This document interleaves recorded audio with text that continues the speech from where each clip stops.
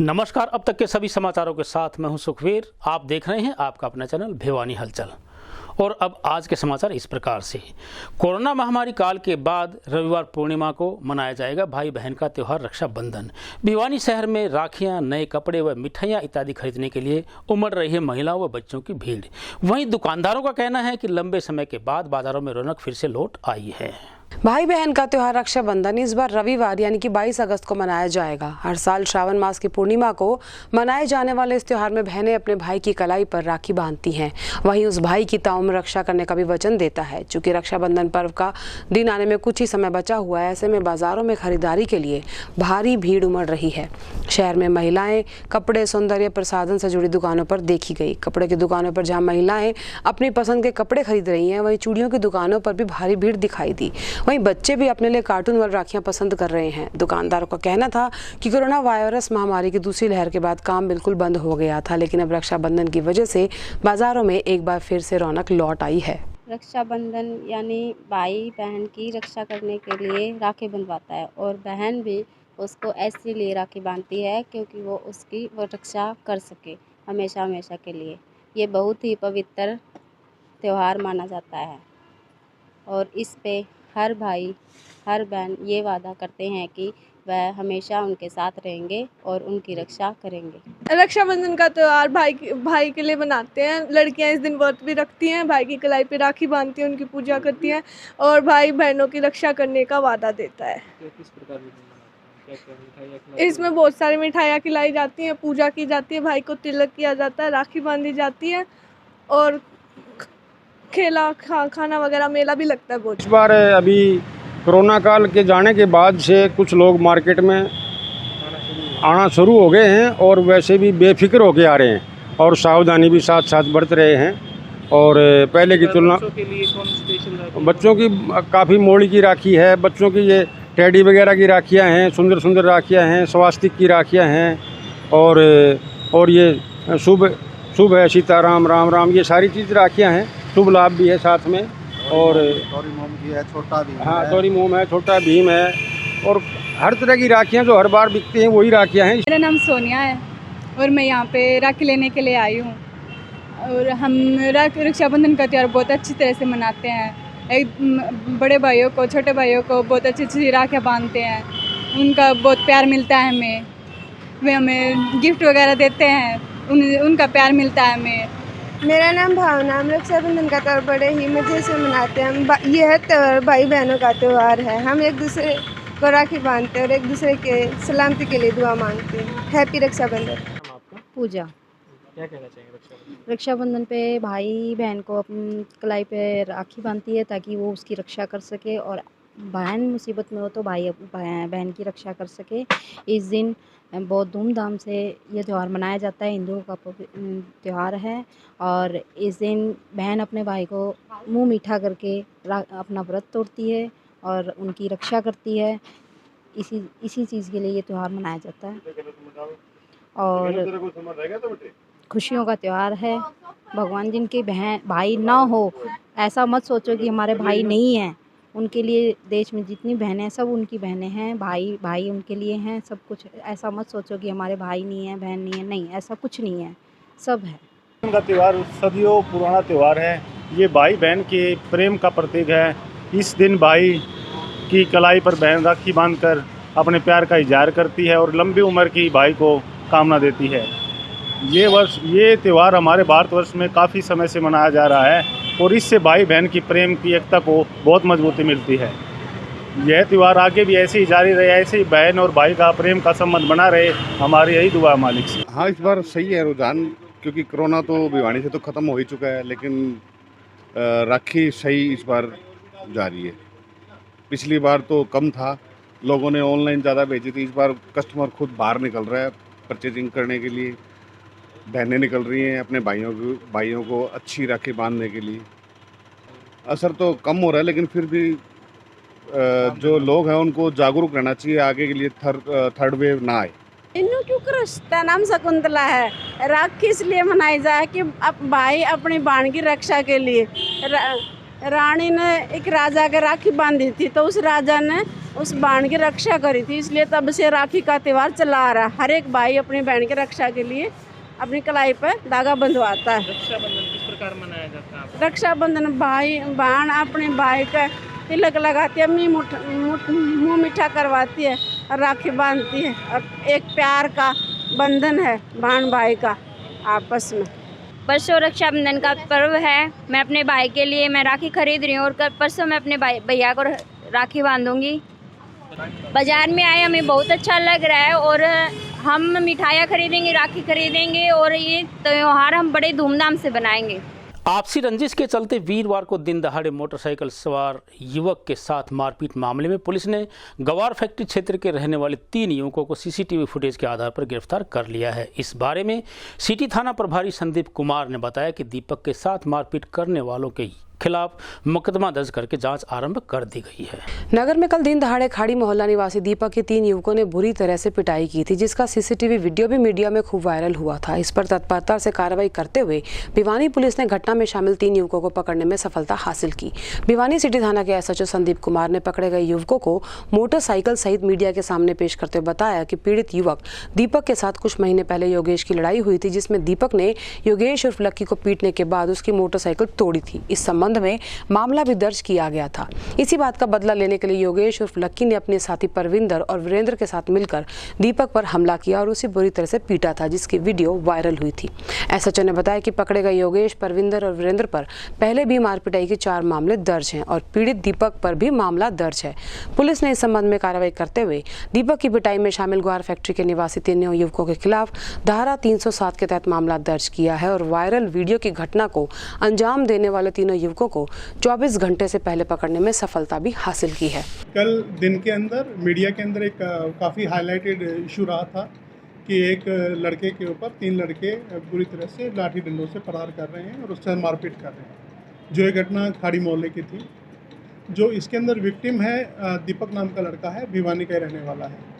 तो इसके ऊपर 3 लड़कों ने जानलेवा हमला किया था, जिस पर हमने उसी वक्त 307 IPC में FIR दर्ज कर ली थी और उसका इन्वेस्टिगेशन जारी था। इसी कड़ी में आज ही हमने इन 3 अपराधियों को, जिन्होंने मारपीट की थी, इन तीनों को हमने अरेस्ट किया है, जिन पे पहले भी आपराधिक मामले दर्ज हैं, मारपीट के दर्ज हैं और जो पीड़ित हैं उसके ऊपर भी पहले से ही कुछ मुकदमे मारपीट के दर्ज हैं। मारपीट की वजह रही करीब 3-4 महीने पहले जो दीपक ने अपने साथियों के साथ मिल करके योगेश, लक्की जो हैं लड़के जिन्होंने अब मारपीट की है, उसकी पिटाई की थी और उसका मोटरसाइकिल तोड़ दिया था, जिस पे पहले VTM चौकी का मामला था और वहाँ पर FIR भी इसकी दर्ज की गई थी और उसी का बदला लेने के लिए इन्होंने अभी मारपीट की। किस प्रकार के जो आप मामले करते, किस प्रकार के मामले? इनमें लड़ाई झगड़े के मामले दर्ज हैं सारे के सारे। ये एग्रेसिव टाइप के हैं, लड़ाई झगड़ा बहुत जल्दी करते हैं और वही सारे के सारे FIR पे दर्ज हैं। गिरफ्तार के क्या नाम है? जो हमने गिरफ्तार किए हैं, एक योगेश उर्फ लक्की है जिसके ऊपर 4 मुकदमे दर्ज हैं। दूसरा परविंद्र उर्फ भोला है, जिस पर भी एक मुकदमा पहले से दर्ज है, एक अब ये 2 मुकदमे हो गए हैं। और एक वीरेंद्र वीरू है, उस पर भी 3 मुकदमे दर्ज हैं। सारे भिवानी के ही ग्वार फैक्ट्री के पीछे के एरिया के रहने वाले हैं। 2 दिन पहले नगर परिषद चेयरमैन, वाइस चेयरमैन व अन्य पार्षदों व ठेकेदार राम अवतार इत्यादि के बीच मारपीट मामले में जांच व आरोपियों की गिरफ्तारी करने की मांग को लेकर ठेकेदार का पुत्र व अंकित व अन्य परिजन पुलिस अधीक्षक से मिलने उनके कार्यालय पहुंचे। वहीं उन्होंने माननीय पंजाब हरियाणा हाई कोर्ट का फैसला लागू करने व भुगतान देने की मांग भी की। भिवानी नगर परिषद चेयरमैन व वाइस चेयरमैन से मारपीट मामले में आरोपी ठेकेदार राम अवतार के पुत्र ने पुलिस अधीक्षक को ज्ञापन सौंपकर उनके पिता के खिलाफ दर्ज किए गए मामले में जांच की मांग करते हुए उनके साथ न्याय किए जाने की गुहार लगाई है। पुलिस अधीक्षक को सौंपे ज्ञापन में ठेकेदार के पुत्र अंकित ने बताया कि भिवानी नगर परिषद द्वारा उनके पिता से 2012-13 में गलियां और नाली इत्यादि बनाने का कार्य ठेके पर कराया गया था, जिसकी पेमेंट नगर परिषद भिवानी की तरफ से काफी बकाया चली थी। अंकित ने आरोप लगाए कि नगर परिषद के चेयरमैन और वाइस चेयरमैन ने जानबूझकर ये बकाया पेमेंट रोकी हुई थी, क्योंकि चेयरमैन द्वारा उनसे 20% कमीशन की मांग की जा रही थी। उन्होंने बताया कि उन्होंने इसके खिलाफ रिट पिटीशन भी की थी, जिसके बाद माननीय हाईकोर्ट ने नगर परिषद को बकाया पेमेंट के आदेश दिए थे। बावजूद इसके उनकी पेमेंट नहीं की जा रही थी। उन्होंने कहा कि इसके बाद 18 अगस्त की रात को करीबन 9:30 बजे नगर परिषद चेयरमैन के मोबाइल से उनके पिता के मोबाइल पर फोन आया, जिसमें कहा गया कि गली के बाहर खड़े हैं और आकर पेमेंट ले जाएं। और जब उनके पिता बाहर गए तो उनके साथ मारपीट की गई। इसके बाद उन्होंने ये भी कहा कि आरोपियों में से किसी ने हवाई फायर की, जिसकी आवाज सुनकर आस पड़ोस के व्यक्ति भी बाहर आए। उन्होंने कहा कि घटनास्थल का CCTV भी है, जिस पर सारे कार्रवाई रिकॉर्ड की गई है। उन्होंने पुलिस अधीक्षक से इस घटना के दोषियों के खिलाफ कानूनी कार्रवाई करके मुकदमा दर्ज कर आरोपियों की गिरफ्तारी की मांग की है। सर, पापा ने पेमेंट का केस डाल रखा है हाई कोर्ट में। 2012-13 कामों की पेमेंट है जी। तो ये जोर जबरदस्ती केस उठवाने के लिए बोल रहा है चेयरमैन रण सिंह यादव। हाँ, केस जीत चुके हैं। 14 तारीख दे रखी है। 14 तारीख का टाइम दिया था। 14/9/2021 तक पेमेंट होनी चाहिए जी। लेकिन कल फोन करके गाली गलौज करके घर पे आके गुंडों को लेके। गाली गलौज किसने की?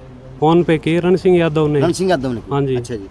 वो शराब पी के 15-20 गुंडों को लेकर, साथ में ये मामन चंद वाइस चेयरमैन था जी। तो आते ही पापा को फोन वो लाठी डंडों से पीटने लगे। पापा ने किलकी मारी तो हम भाग के गए। उनके डंडे वगैरह कोस के, वो CCTV फुटेज में है। 15-20 हैं, 3-4 गाड़ी आई हैं। अच्छा जी। CCTV में 2 गाड़ी क्या दे वकील साहब? अगर मैं गलत नहीं तो आप आ गए। गाड़ी के नंबर दे रखे हैं सर, 2 गाड़ियों के नंबर दे रखे हैं। एक का वो दिखा नहीं, अंधेरा था उसमें। तो यानी आपके पापा को चोट लगी हुई फिलहाल? बिल्कुल चोट लगी हुई थी। हम डर के कारण घर से निकल रहे, हॉस्पिटल में आए थे तो ये यहाँ पे बहुत ज़्यादा वो थे। डर की चीज़ है सर, आप अगर आप ठीक हैं तो? रण सिंह यादव बोला सर वहाँ पे मेरा भाई DSP है। अच्छा। और पुलिस हमारे घर की है, कुछ भी किया तो जान से मार देंगे। हुआ इन्होंने कोई केस डाल रखा है अपने रामतौर जी ने, ठेकेदार ने अपने हाईकोर्ट में केस डाल दिया इन्होंने। वो केस ये जीत भी गए। हाईकोर्ट ने ऑर्डर कर दिया भी क्या नाम है, अब इनकी पेमेंट कर दी जाए। 4 करोड़ रुपए की पेमेंट का जो मैटर है वो भी मैं अच्छी तरह देखूंगा एक्चुअल पेमेंट कितनी है। तो उन्होंने हाईकोर्ट ने ऑर्डर कर दिया इनकी पेमेंट कर दी जाए। फिर ये क्या कहते हैं अपने ठेकेदार चेयरमैन साहब है, बोला जी मैं तो पेमेंट करूंगा इतनी परसेंटेज शेयरिंग, जो ये बता रहे हैं परसेंटेज शेयरिंग पे इनका डिस्प्यूट हुआ जी। तो इन्होंने अपने चेयरमैन साहब ने पेमेंट नहीं करी इनकी इशू। अच्छा। इन्होंने कंटेम्प्ट ऑफ कोर्ट का केस अलग से डाल दिया भी हाँ भी मेरी ये अब उसकी 14/9 की तारीख है जी। अब उस केस के रिगार्डिंग है ना, ये कहने लगे भाई ये केस उठा लो। अच्छा। नहीं तो हम आपको मारे वो करेंगे, हिसाब से देखा जाएगा, ये करें जो भी इनका डिस्प्यूट हुआ। धमकी टाइप से कुछ दी है इन्होंने। फिर ये रात को 10 बजे क्या करने आ रहे हैं हमारे घर पे, इनके हमारे क्लाइंट के घर पे आ रहे हैं, अपने रामतौर जी के घर पे आए हैं रात को। गाड़ियां CCTV फुटेज में आई हुई हैं। रण सिंह यादव ने क्या किया है, उतरती है ना रामतौर ठेकेदार के गुद्दी पकड़ के रामतौर ठेकेदार के मारे हैं थप्पड़। मारने के बाद उसने लठ निकाला है। वो रोड थी क्या, स्टील की रोड थी? हाँ, रोड निकाली है। अब रोड को देखा जाए ना, इन्होंने तो एक वो देख लिया भी हाँ भी मैं एक चेयरमैन की पोस्ट पे हूँ, भाई मेरा DSP है, मैं एक बड़े उच्च पद पे हूँ, राजनीतिक अपना रसूख रखता हूँ। उसके चक्कर में उन्होंने क्या किया, अपने उसमें वही कर दिए। तो कहानी सुशील कुमार वाली, हम रात को हॉस्पिटल भी जाने की करी, वहाँ पे 50 गाड़ियाँ खड़ी हैं पहले से ही।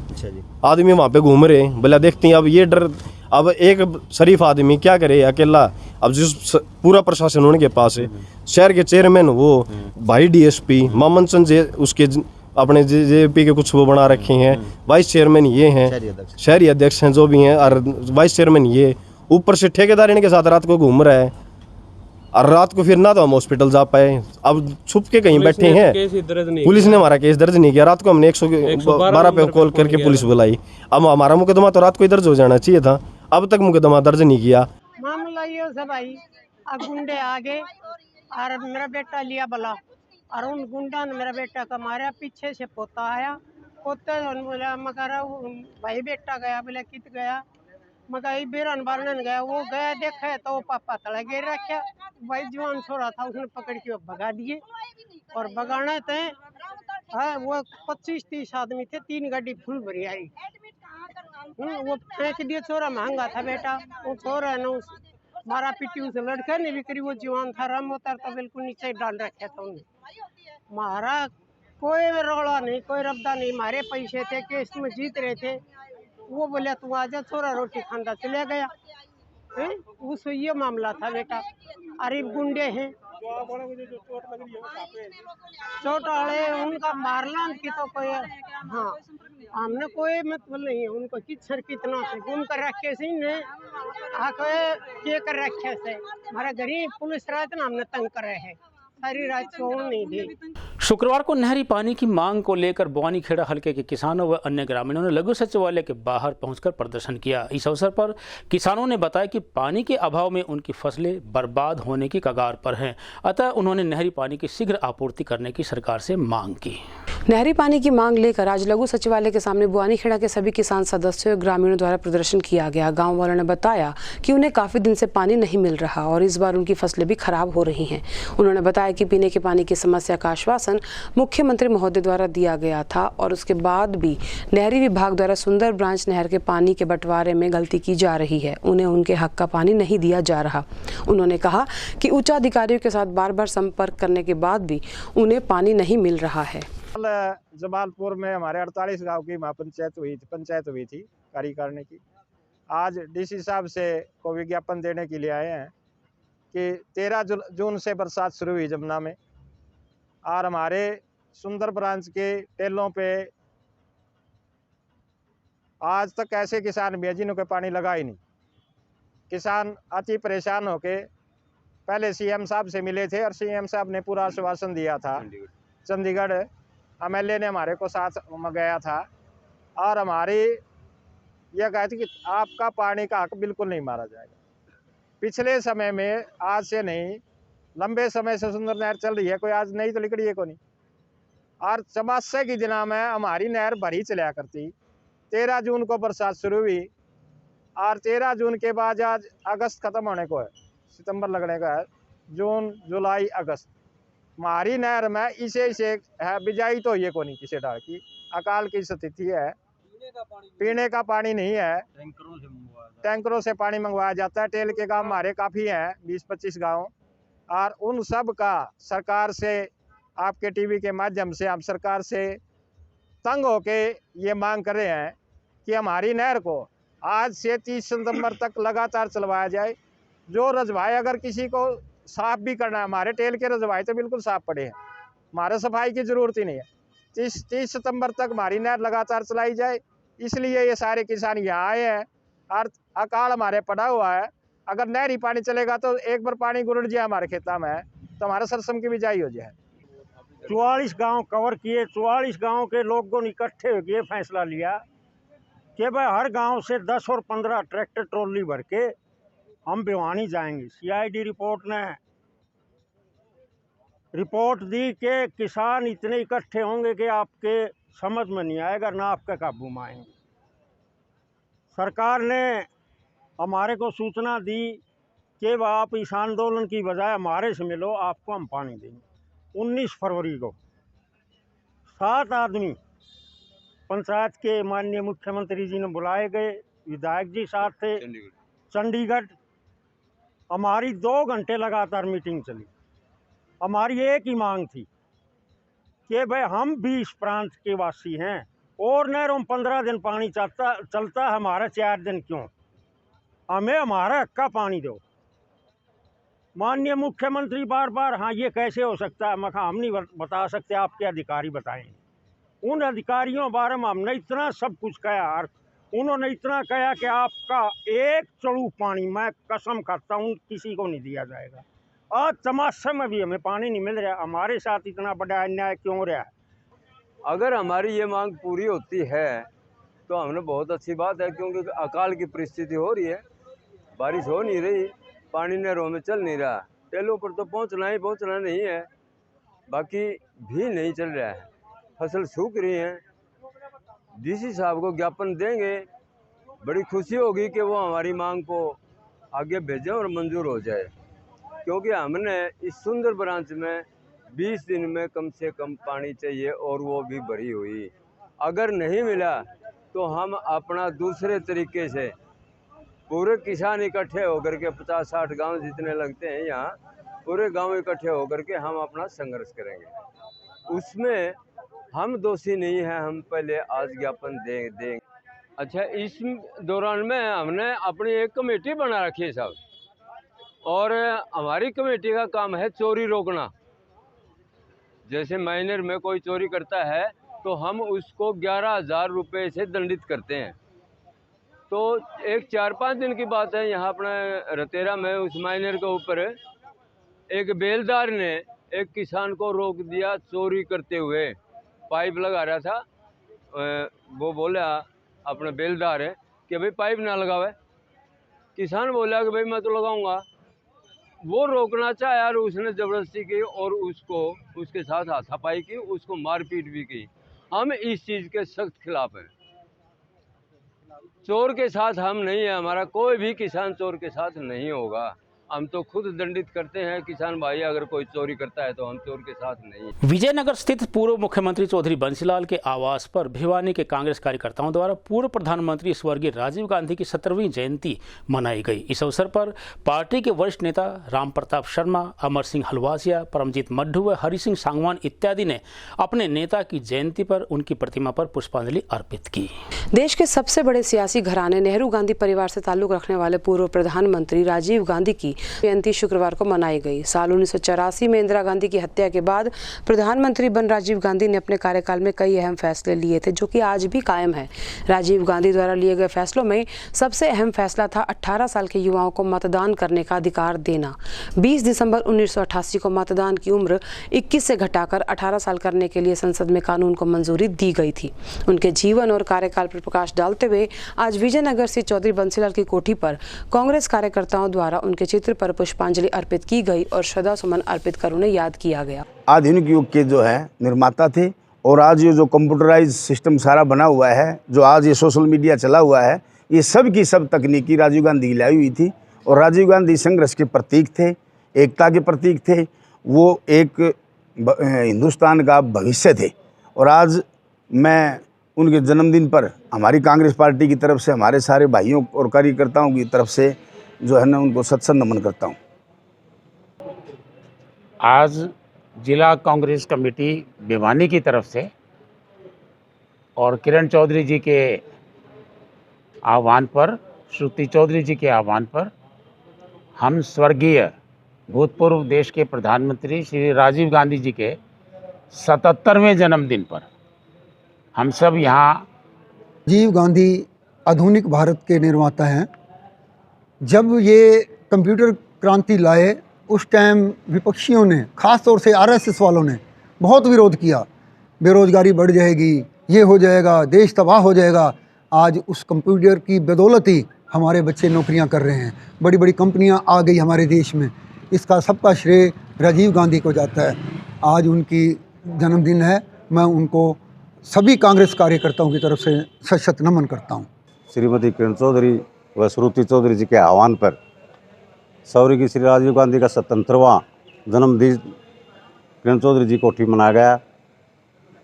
श्री राजीव गांधी ने सबसे पहले जो काम किया था, एक तो 21 साल से 18 साल की उम्र का वो किया।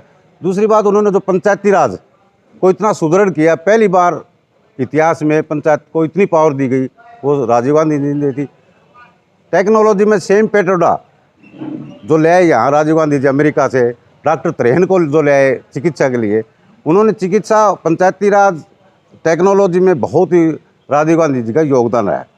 और श्री राम प्रताप जी ने बता दिया, न केवल वो निर्माता थे बल्कि हमारा जो देश का युवा वर्ग है, सबसे बड़ा देश में जो ऐतिहासिक काम उन्होंने किया अपने प्रधानमंत्री काल में, जो वोटिंग राइट थे 21 साल की उम्र के युवा वर्ग को, वो घटा करके उन्होंने 18 साल किया। ये क्रांतिकारी हमारे युवा वर्ग के लिए उन्होंने कदम उठाया, जो आज हमारा युवा वर्ग उस बात को हमेशा याद रख रहा है। शिक्षा के क्षेत्र में, आईटी टेक्नोलॉजी के क्षेत्र में देश को दुनिया के अग्रणी देशों के मुकाबले में खड़ा करने में राजीव गांधी जी का बहुत बड़ा योगदान है और हम उनको शत शत नमन करते हैं। और कांग्रेस पार्टी जो उनके पद चिन्हों पर चल रही है, उन्हीं पद चिन्हों पर हम आगे चलने का।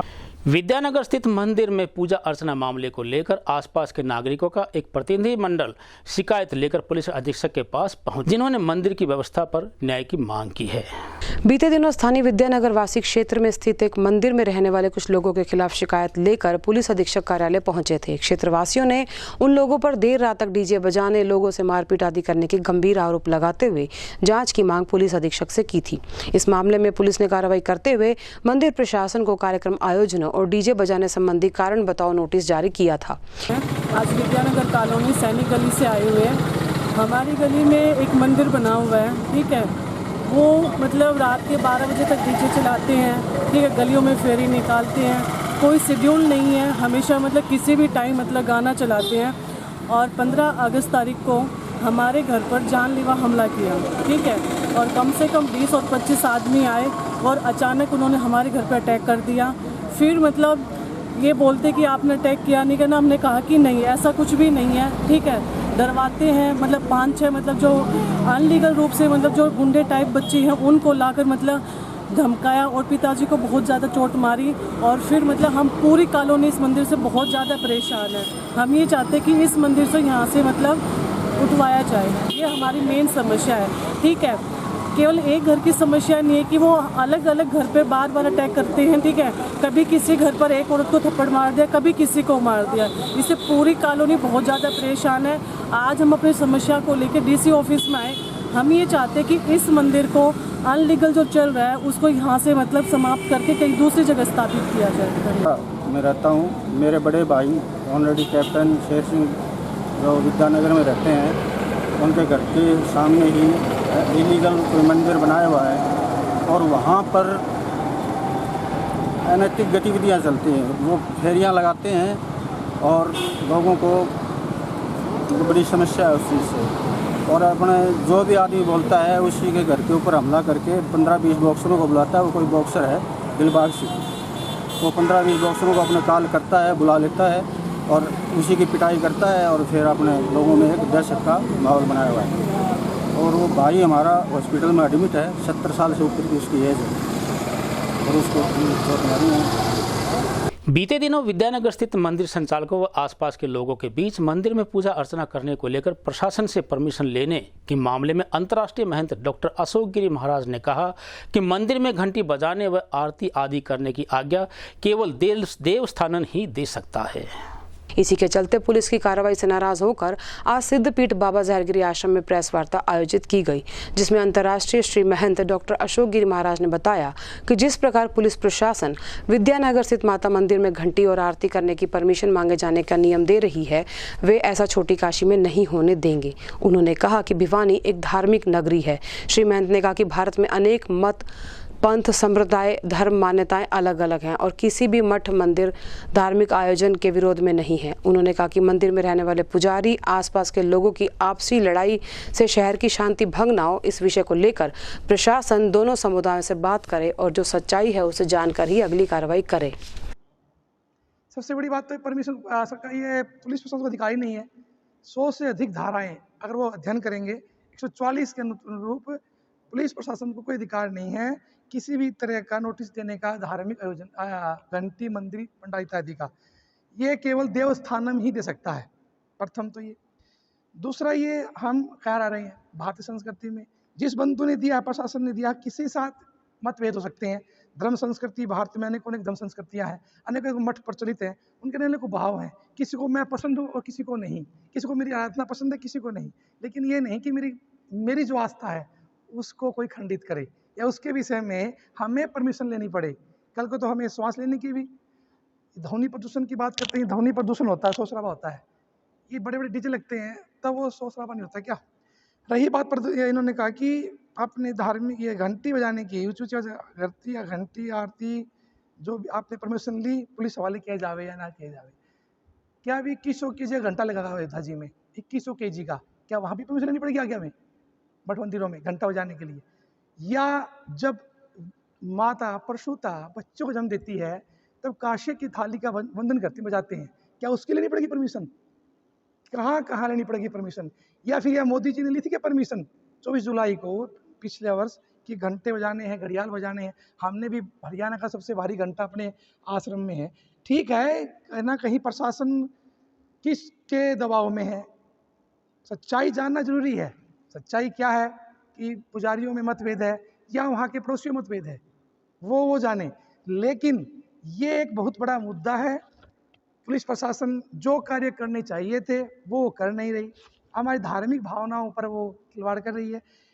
मेला गए थे और पीछे भी गए थे, तो ये बात जो आपने कही कि मंदिर में जाने की परमिशन नहीं है, क्योंकि वो जो मंदिर है वो है गर्भगृह, माता का गर्भगृह मंदिर होता है। गर्भगृह के अंदर पुरुषों का जाना निषेध होता है। तो अब मान लो आप जिद्दी कर लो कि मैं तो गर्भगृह के अंदर जाऊंगा, तो ये कहाँ कानून हो गया। हर मंदिर के नियम होते हैं। उस मंदिर के अंदर खोटे हनुमान जी हैं, वो हनुमान जी का जो रूप है वो एक ताप वाला हनुमान जी रूप है, और उस पर चंदन चढ़ता है, ना कि सिंदूर चढ़ता है। और वो वहाँ पे जो मंदिर है वो अगर गर्भगृह है, एक मंदिर की परंपरा है, एक मंदिर का नियम कानून है। जैसे सोमनाथ मंदिर में इंदिरा गांधी को नहीं जाने दिया था, तो ये और आरती होती है। हाँ, और जब उसकी पालकी निकालते हैं, जो कॉलोनी के अंदर से जो यात्रा निकालते हैं, जो घूमते हाँ, हैं, उसके अंदर भी शामिल नहीं होने। ना, बिल्कुल गलत बात है। बिल्कुल ऐसा है जी। देखो बात साहब, हम नहीं कह रहे, हम तो आरोप बता ऐसा है, हम भी कह रहे हैं ना, ऐसे आरोप जो लगेंगे श्रीमान विपक्ष आरोप लगाएगा। अभी पीछे वो अलग पंथ के लोग हैं जो अलग धारणा को मानने वाले हैं। जैसे कुछ कह रहे हैं कि हम राधा स्वामी, वो कह रहे हैं कि चलो राधा स्वामी चलो हो रखे मंदिर। अब जिसको जो मंदिर ही पसंद नहीं है, अब वो नाम तो उसका हिंदू ही है, अब वो मंदिर का विरोध कर रहा है। अगर वो मुसलमान होता, ईसाई होता, तो पहचान में जाता कि ईसाई है, मुसलमान है हिंदू ही, पर पंथ दूसरा मान रहा है। अब वो इसलिए मंदिर का विरोध कर रहा है। यात्रा के अंदर क्या होता है, जो मंदिर की आरती होती है, उस मंदिर के गेट के सामने पुरुष को खड़ा होना निषेध है, तो पुरुष साइड में खड़े होते हैं। मंदिर के रूल है अपने। अब यात्रा जब चलती है तो जयकारे लगेंगे। आज हम आज की है, और 24 अगस्त मंगलवार के दिन 10 बजे नेहरू पार्क के सामने हम एक विरोध प्रदर्शन करेंगे, जिसमें सभी साधु संत और हिंदू समाज को हम लेकर चलेंगे। जो आज पुलिस प्रशासन ने जो आज ये कार्रवाई की है, दो पक्षों में झगड़ा है, आप उनमें फैसला करवाओ। पुलिस प्रशासन ये फतवा जारी करेगा क्या कि घंटी नहीं बजेगी, आरती नहीं बजेगी, परमिशन लेके आएंगे हम हिंदू समाज हिंदुस्तान में रहते हुए भिवानी छोटी काशी में आज परमिशन लेके आएंगे? आपने कहा कि मैं दीवा चाहता हूँ, दीवा चाहने क्या परमिशन लेके आओगे क्या? आप घर में आप घर में दो भाई हो, आप घर में आरती कर रहे हो, आप घंटी बजा रहे हो, दूसरा भाई को घंटी पसंद नहीं है, वो थाने में जाके खड़ा हो जाएगा कि ये घंटी बजाता है, ये आरती करता है, मुझे पसंद नहीं है, तो आप परमिशन लेके आओगे उसकी? आगामी 24 अगस्त तक बरसात होने की बन रहे हैं प्रबल संभावना। फसलों का किसान भाई दे विशेष ध्यान, यह कहना है कृषि विज्ञान केंद्र के चिकित्सक देवीलाल का। वहीं उन्होंने नमी के चलते फसलों में बीमारी को दूर करने के लिए किसानों को कीटनाशक दवा छिड़कने की सलाह दी।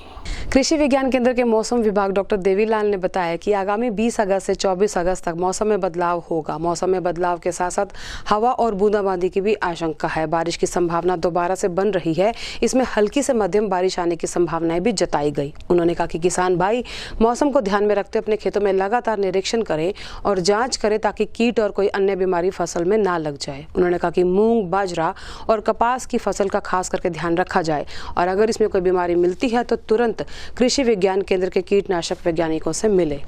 आने वाले दिनों में यानी आज 20 अगस्त से लेकर 24 अगस्त तक मौसम में बदलाव हो रहा है।